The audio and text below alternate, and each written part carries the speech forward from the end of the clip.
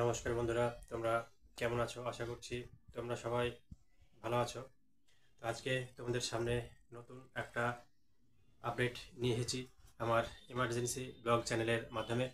তোমরা এখনো পর্যন্ত যারা সেই খবরটি পাওনি বা সেই তথ্যটি পাওনি, তাদের জন্য আরও একবার এই তথ্যটি আমার এমার্জেন্সি ব্লগ চ্যানেলের মাধ্যমে। তো বন্ধুরা, তোমরা কেমন আছো? আশা করছি সবাই ভালো আছো। তো তোমরা জানো যে বিগত কিছুদিন থেকে রাজ্য সরকারের যে যুবশ্রী ভাতা সেটা বন্ধ ছিল প্রায় 5-6 মাস ধরে। তোমরা অনেকেই কমেন্ট করছিলে যে ভাতাটা দেবে কিনা, বা ভাতাটা বন্ধ হয়ে গেল কিনা, বা আর কোনো দিন যুবশ্রী ভাতা পাওয়া যাবে কিনা।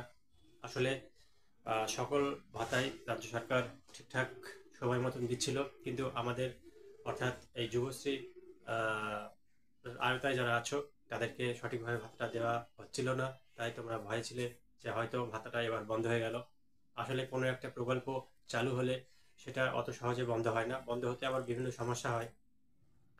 আসলে কিছুদিন আগেই যে রাজ্য সরকারের বাংলা আবাস যোজনার ঘর দেওয়া হলো, সেখানে প্রচুর পরিমাণে টাকা দেওয়া হলো। 60,000 60,000 60,000 তিনবার, অর্থাৎ 1,20,000 টাকা তাদেরকে দিতে হবে। তো সেই কারণেই আর্থিক কিছু সমস্যার কারণেই হয়তো যুবশ্রীদের ভাতাটা দিতে লেট হলো।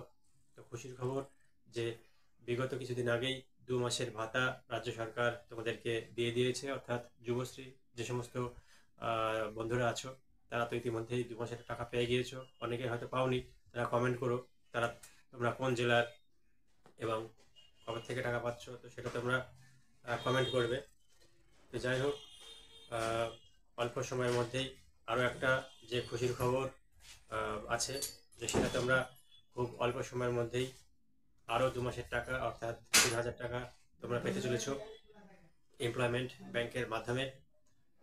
এবং এরপরে আরও একটা তথ্য, যে তোমাদের এই জানুয়ারি মাসের শেষের দিক থেকেই হয়তো NX-3 সাবমিট করতে হবে, তার নোটিশ তোমরা পেয়ে যাবে। তোমাদের সাইটে তোমরা খেয়াল রাখবে, মোবাইলে খেয়াল রাখবে। কারণ বন্ধুরা, আহ, জানুয়ারি মাসে NX-3 যে সাবমিট করতে হবে সেটা আমরা সবাই জানি, যুবশ্রী বন্ধুরা সবাই জানি। তো তোমাদেরকে বলবো যে তোমরা সবসময় খেয়াল রাখবে যে কখন আপডেট করতে বলছে, অর্থাৎ NX-3টা সাবমিট করতে হবে। কারণ তোমরা যারা যুবশ্রী ছেলেমেয়েরা এই ভিডিওটা দেখছো, বা তোমরা নিজেরাও জানো যে NX-3 সাবমিট করতেই হয়।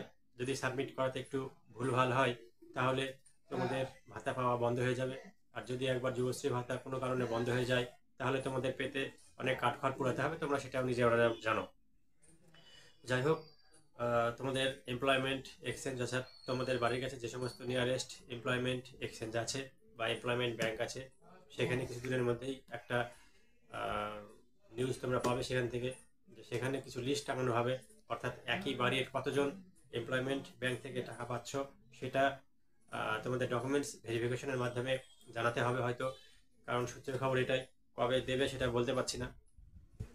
আসলে আহ, রাজ্য সরকার দেখতে চাইছে যে একই বাড়ি থেকে কতজনা এমপ্লয়মেন্ট ব্যাংকে টাকা পাচ্ছে।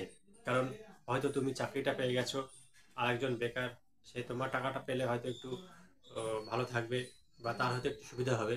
কিন্তু তুমি এমপ্লয়মেন্ট ব্যাংকের থেকে ভাতাটাও পাচ্ছ, আবার পাশাপাশি কোনো জবও করছো, তাহলে তোমার তুমি তো বেকার নেই।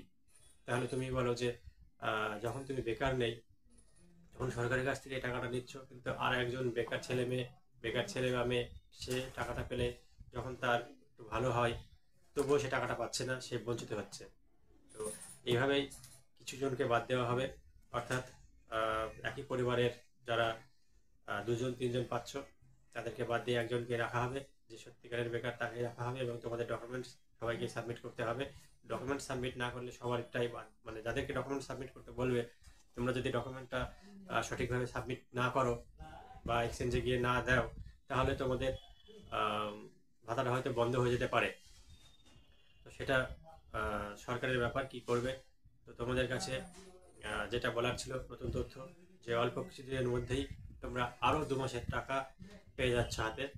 এবং NX-3 যে সাবমিট করতে হবে সেটাও তোমরা সাবমিট করার ডেটটা জানতে পারবে। তো বন্ধুরা, আশা করি এই ভিডিওটা তোমাদের খুবই ভালো লাগলো এবং সেখান থেকে তোমরা কিছু তথ্য জানতে পারলে। আমার যে সমস্ত সাবস্ক্রাইবার বন্ধুরা আছো তোমাদেরকে অসংখ্য অসংখ্য ধন্যবাদ। এবং এখনো পর্যন্ত যে সমস্ত যুবশ্রী বন্ধুরা বা যে সমস্ত বন্ধুরা এই চ্যানেলটি দেখছো কিন্তু এখনো পর্যন্ত চ্যানেলটিকে সাবস্ক্রাইব করোনি, তাদের বলবো যে তোমরা চ্যানেলটিকে এখনই সাবস্ক্রাইব করে ফেলো এবং পাশে থাকা বেল আইকনটিকে বাজিয়ে দাও এবং অল নোটিফিকেশন করে রেখো, যাতে এই এমার্জেন্সি ব্লগ চ্যানেলের মাধ্যমে কোনো ভিডিও আপলোড করলেই সেই তথ্য তোমাদের কাছে সবার আগে পৌঁছে যায়। তো বন্ধুরা, ভিডিওটি কেমন লাগলো তোমরা কমেন্ট করে জানাবে। ভালো থেকো, সুস্থ থেকো।